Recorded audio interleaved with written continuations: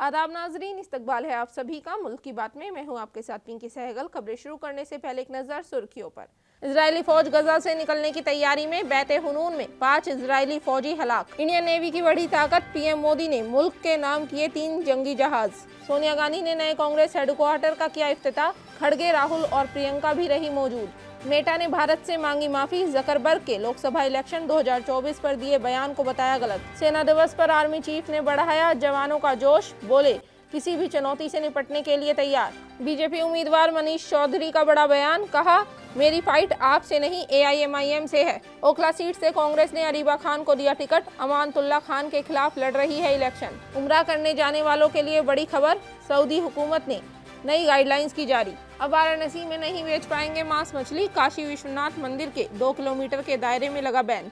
Israel ने एक तवील जंग के बाद आखिरकार ये माना है कि हमास को जंग के जरिए खत्म नहीं किया जा सकता है और अब जंगबंदी करने के लिए तैयार है। जंगबंदी का मुआहदा किसी भी वक्त मंजर आम पर आ सकता है। इजरायली फौज अभी से गजा से निकलने की तैयारी कर रही है। उधर बैते हुनून में एक धमाके के नतीजे में इजराइल के 5 आला अफसरान भी मारे गए हैं और 8 शदीद जख्मी हुए हैं। इजराइल ने तकरीबन 15 महीनों की हमास से लंबी जंग के बाद ये माना है कि हमास को जंग के जरिए शिकस्त नहीं दी जा सकती। ये बात इजरायली हुकूमत के अंदर से एक सियासी जराए ने कही है। इस वक्त जंगबंदी मुआहिदे का ऐलान फरीकैन किसी भी वक्त कर सकते हैं।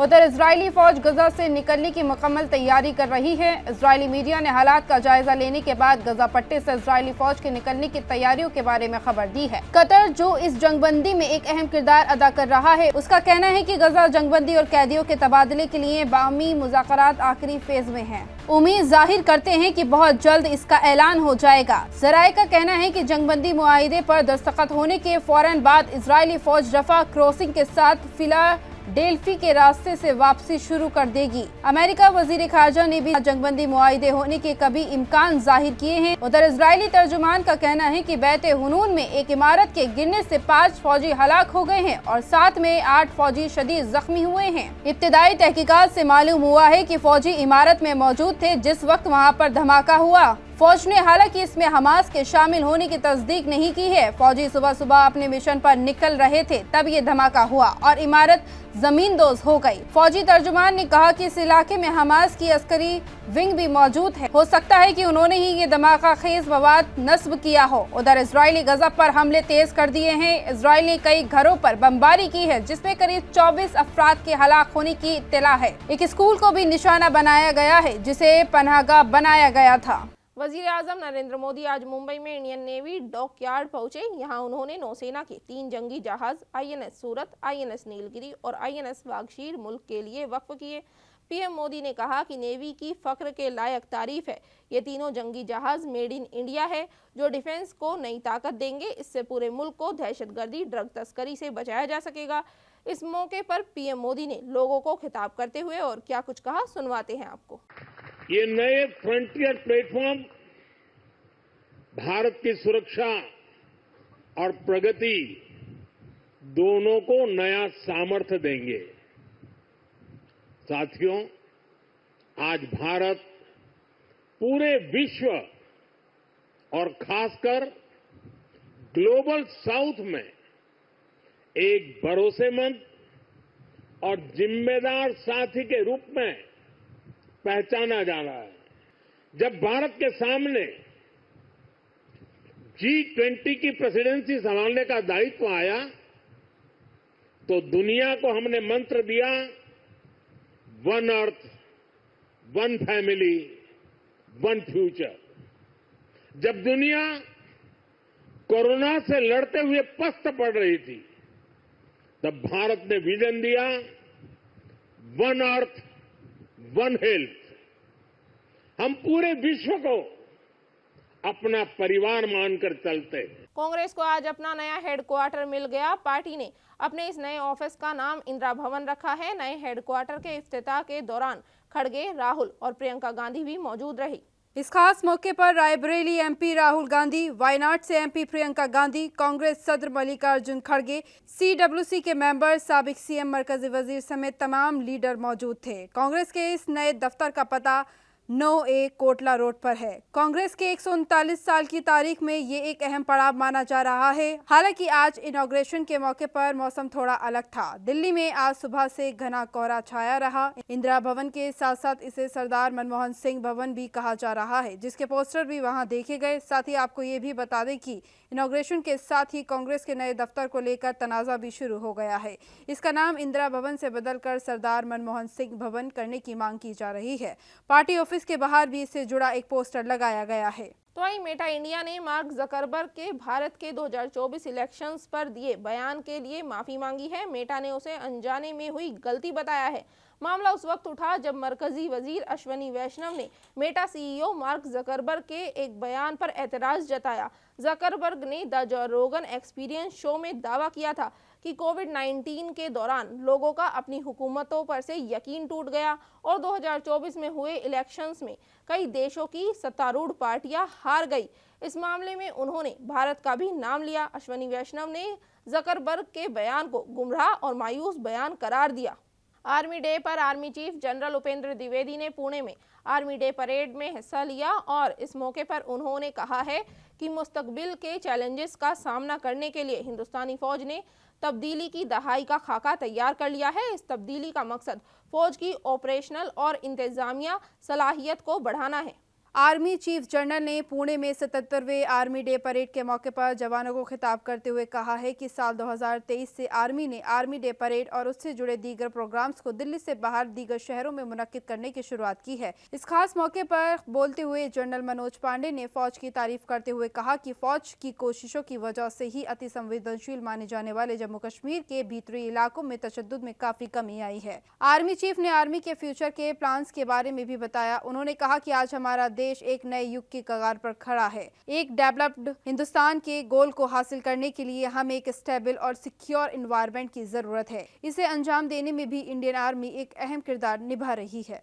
ओखला असेंबली सीट से बीजेपी के उम्मीदवार मनीष चौधरी ने साफ कर दिया है कि उनकी टक्कर आम आदमी पार्टी से नहीं बल्कि AIMIM के उम्मीदवार से है। उन्होंने कहा है कि इलाके की आवाम ने आम आदमी पार्टी को नकार दिया है और अब AIMIM को सपोर्ट दे रही है। इस दौरान उन्होंने मीडिया से बात करते हुए और क्या कुछ कहा सुनवाते हैं आपको। मेरी फाइट आम आदमी पार्टी के साथ नहीं है। मैंने पहले भी बोला कि जो यहाँ से MIM के कैंडिडेट हैं, मुझे ऐसा लग रहा है कि उनको काफी रुझान उस तरफ से मिल रहा है। इस क्षेत्र की जनता आम आदमी पार्टी को नकार चुकी है। इस क्षेत्र की जनता आम आदमी पार्टी को, आज यहाँ पर हजारों लोग हैं जो मेरे साथ नॉमिनेशन में जा रहे हैं। आप किसी से भी एक से जो है कैमरा लगा के माइक लगा के पूछ लिए कि अमानतुल्लाह खान ने क्या काम करा है, वो आपको 100 काम जो है हाथों हाथ आपके मुंह पे गिनवा देंगे कि ये वादे किया था। आम आदमी पार्टी को कोई वोट देने के लिए तैयार ही नहीं है। जो 10 साल में उसने झूठे वादे किए, झूठ बोला, हर चीज में झूठ बोला, तो मुझे लगता है कि मेरी आम आदमी पार्टी से कोई फाइट नहीं है। यहाँ के विधायक से मेरी कोई फाइट नहीं है। दिल्ली की मशहूर ओखला असेंबली सीट से कांग्रेस ने उम्मीदवार के नाम का ऐलान कर दिया है। पार्टी ने साबिक MLA आसिफ खान की बेटी अरीबा खान को टिकट दिया है। बता दें कि बीती शाम ही पार्टी ने अपनी लिस्ट का ऐलान किया है। कांग्रेस उम्मीदवार अरीबा खान का ओखला सीट पर मुकाबला आप के 2 बार के विधायक अमानतुल्लाह खान से होगा। बीजेपी ने यहां से मनीष चौधरी को टिकट दिया है। AIMIM भी इस सीट से अपने उम्मीदवार का ऐलान कर चुकी है। बताते चले कि पार्टी ने दिल्ली दंगों के मुलजिम शफाउर रहमान को ओखला सीट से टिकट दिया है। साथ ही आपको ये भी बता दें कि इससे पहले कयास लगाए जा रहे थे कि कांग्रेस ओखला के साबिक MLA परवेज हाशमी की बहू इशरत जहां को टिकट दे सकती है। अरीबा खान जो मौजूदा वक्त में वार्ड अबू फजल एनक्लेव की काउंसलर हैं, साबिक MLA आसिफ मोहम्मद खान की बेटी और बिहार के गवर्नर आरिफ मोहम्मद खान की भतीजी हैं। उन्होंने दिल्ली की जामिया मिलिया इस्लामिया से B.Ed की डिग्री हासिल की है। सऊदी अरब जाने का प्लान बना रहे हैं तो ये खबर आपके लिए है। सऊदी अरब ने उम्रा और ट्रैवल वीजा के साथ मुल्क में आने वाले लोगों के लिए एक नया रूल जारी कर दिया है। आमतौर पर हर साल लाखों की तादाद में हिंदुस्तानी लोग सऊदी अरब जाते हैं। साल 2022 में लगभग 2,500 मिलियन हिंदुस्तानी शहरी सऊदी अरब गए। साल 2030 तक ये तादाद बढ़कर करीब 7,500 मिलियन तक होने की उम्मीद है। ऐसे में यहाँ की हुकूमत ने सऊदी अरब आने वाले लोगों के लिए मेनिनजाइटिस वैक्सीन को जरूरी कर दिया है, यानी कि अब यहाँ आने वाले लोगों को सफर से 10 दिन पहले लगाए गए मेनिनजाइटिस वैक्सीन का सर्टिफिकेट दिखाना जरूरी होगा। हालांकि 1 साल से कम उम्र के बच्चों को इस रूल से बाहर रखा गया है। सऊदी सिविल एविएशन अथॉरिटी यानी कि SCAA ने एयरलाइंस को इस रूल को अपनाने के लिए कहा है और इसके तहत एयरलाइंस को ये वेरीफाई करना होगा कि सफर करने वाले सभी लोगों के पास वैक्सीनेशन सर्टिफिकेट है या फिर नहीं।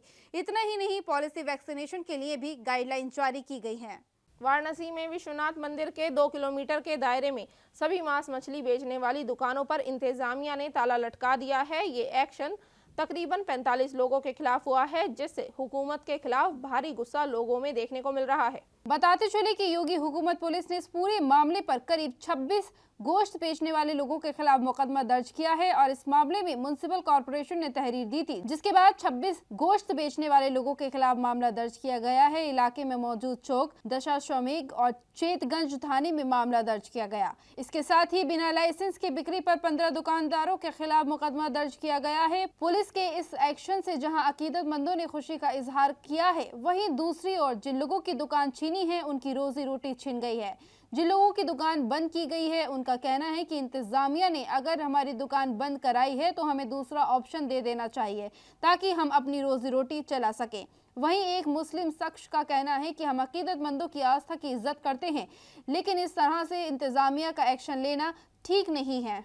दिल्ली में असेंबली इंतखाबात के बीच सियासी बयानबाजी जारी है। एक बार फिर कालकाजी से बीजेपी के उम्मीदवार रमेश बिधूड़ी का एक मुतनाज़ा बयान सामने आया है। उन्होंने कहा है कि आतिशी दिल्ली की सड़कों पर हिरनी की तरह घूम रही है। इस बयान के आने के बाद से बहस शुरू हो गई है। इस दौरान उन्होंने और क्या कुछ कहा, आइए सुनवाते हैं। अब जब 4 महीने रह गए, 4 महीने चुनाव में आने के हो गए, तो आतिशी गलियों में जैसे जंगल में हिरनी भागती फिरती है, ऐसे गलियों में भागती फिर रही है। गलियों में कोई मेरी बहन टकरा जाए, कोई माँ बहन मिल जाए तो 4 साढ़े 4 साल याद नहीं आया। जब गलियों में कोई बहन टकरा जाए तो भाग कर ऐसे चिपट कर मिलती है जैसे कुंभ के मेले में कोई खोई बहन से मिल रही है। भाजपा की सरकार बनेगी, भाजपा का मुख्यमंत्री जैसे ही बनेगा, 1 महीने के अंदर अंदर इन फ्लैटों के अंदर और गोविंदपुरी के अंदर पानी की सप्लाई का काम शुरू करेंगे। दिल्ली इलेक्शन के बीच राजधानी से एक बड़ी खबर सामने आ रही है। दरअसल दिल्ली दंगों के मुलजिम ताहिर हुसैन को हाई कोर्ट से जमानत मिल गई है। दिल्ली हाई कोर्ट ने ताहिर हुसैन को कस्टडी पैरोल पर रिहा किया है। खबरों की माने तो ताहिर हुसैन अब असदुद्दीन ओवैसी की पार्टी AIM से नॉमिनेशन दाखिल कर सकते हैं। ओवैसी की पार्टी ने उन्हें मुस्तफाबाद से टिकट दिया है। बताते चले कि फरवरी 2020 में हुए दिल्ली दंगों के दौरान ताहिर हुसैन पर मर्डर का इल्जाम लगा है। इन्हीं इल्जामों की वजह से ताहिर हुसैन लंबे वक्त से जेल में बंद है। नॉमिनेशन की आखिरी तारीख 17 जनवरी बताई जा रही है। बताते चले कि ताहिर हुसैन ने दिल्ली हाई कोर्ट में चुनाव प्रचार के लिए अंतरिम जमानत देने की मांग करते हुए अर्जी दायर की थी, लेकिन कोर्ट ने उनके जमानत अर्जी को खारिज कर दिया है। हालांकि राहत की खबर यह है कि उन्हें नॉमिनेशन भरने के लिए कस्टडी पैरोल दे दी गई है, लेकिन कोर्ट ने कुछ बंदिशें भी लगाई हैं, जैसे कि ताहिर हुसैन उस दिन मोबाइल को एक्सेस नहीं करेंगे। इसके साथ ही इंटरनेट का किसी भी तरह से इस्तेमाल नहीं किया जाएगा। नॉमिनेशन फॉर्म दाखिल करने के प्रोसेस से जुड़े लोगों के अलावा किसी और से ताहिर हुसैन बात नहीं कर सकेंगे। मीडिया से किसी तरह की कोई बातचीत नहीं होगी। ताहिर के घर वालों के अलावा किसी और के रहने की इजाजत नहीं है। नॉमिनेशन के फोटो क्लिक करने और सोशल मीडिया पर पोस्ट करने की इजाजत उन्हें नहीं दी गई है। दिल्ली असेंबली इंतखाबात को लेकर सियासी हलचल मची हुई है। कांग्रेस ने ओखला सीट से साबिक MLA आसिफ मोहम्मद खान की बेटी अरीबा खान को टिकट दिया है, जिसको लेकर सियासी गलियारों में खूब चर्चाएं हो रही हैं। इसी कड़ी में AIMIM के सदर शोएब जमाई ने कांग्रेस को जमकर घेरा है। बताते चले कि दिल्ली AIMIM सदर शोएब जमाई ने सोशल मीडिया प्लेटफॉर्म X पर पोस्ट के जरिए बीजेपी कांग्रेस पर बड़ा हमला किया है। उन्होंने दावा किया है कि अरीबा खान का टिकट उनके चाचा और बीजेपी के बड़े लीडर गवर्नर आरिफ मोहम्मद खान के कहने पर मिला है। दिल्ली AIMIM सदर शोएब जमाई ने कांग्रेस को घेरे में लेते हुए कहा कि ओखला में सबको पता है कि अरीबा खान का टिकट उनके चाचा और बीजेपी के बड़े लीडर आरिफ मोहम्मद खान साहब के कहने पर दिया गया है। बीजेपी और कांग्रेस की इस मिली भगत से ओखला की आवाम अनजान नहीं है। इस बार सबका पर्दाफाश होगा और AIM कैंडिडेट शिफाउर रहमान की जीत होगी। पाकिस्तान में पंजाब रियासत के साबिक खनन के वजीर इब्राहिम हसन मुराद ने अटक शहर में $2 अरब यानी कि 17,000 करोड़ रुपए का सोने का जखीरा मिलने का दावा किया है। हसन मुराद के मुताबिक अटक में 32 किलोमीटर के इलाके में करीब 32,658 किलो का जखीरा मिला है, जिसकी कीमत 800 अरब रुपए बताई गई है। पाकिस्तान में पंजाब रियासत के साबिक खनन के वजीर इब्राहिम हसन मुराद ने कुछ दिन पहले ही जानकारी देते हुए बताया था कि जियोलॉजिकल सर्वे ऑफ पाकिस्तान के साइंटिस्ट की ये खोज पंजाब में नेचुरल रिसोर्सेज की अपार संभावनाओं को उजागर करती है। यहाँ पाकिस्तान के जियोलॉजिकल सर्वे टीम ने करीब 127 मकामात से नमूने लिए हैं। उन्होंने आगे बताया था कि ये खोज पाकिस्तान की खनिज संपदा को उजागर करने की राह में एक अहम कदम है, जो मुल्क को फाइनेंशियली तौर पर मजबूत करने के साथ साथ आने वाली नस्लों के लिए नए मौके के इम्कान को तैयार करती है। नाजरीन, मुल्क की बात में आज के लिए बस इतना ही। मुझे दीजिए इजाजत। आदाब।